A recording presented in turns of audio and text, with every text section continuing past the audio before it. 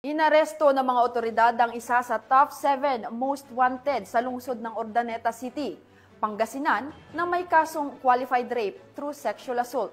Matapos ang matagumpay na operasyon ng pulisya sa nasabing lungsod. Yan ang balitang tinutukan ni Police Corporal Mark Anthony Pico. Arestado ng mga tauhan ng Urdaneta City Police Station ang isang tricycle driver sa kasong qualified rape through sexual assault sa Barangay Kasantaan, Urdaneta City. Kinilala ang suspect na si alias Elmer, 41 taong gulang, may asawa at residente ng sabing barangay.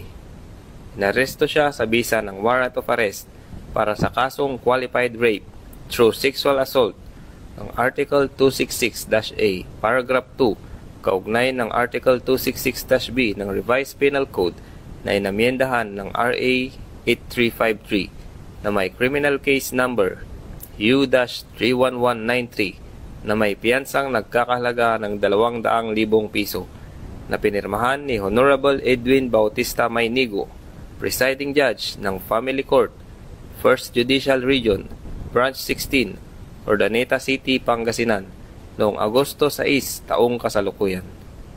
Dinala ang naarestong suspect sa Urdaneta District Hospital para sa medikal na pagsusuri bago ipasok sa estasyon ng pulis para sa wastong disposisyon.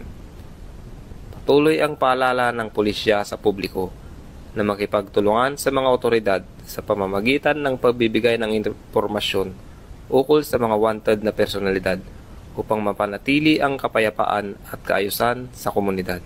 Mula dito sa Ilocos Region, ako ang inyong PNN correspondent, Police Corporal Mark Anthony Pico, alagad ng batas, tagataguyod ng Balitang Pulis.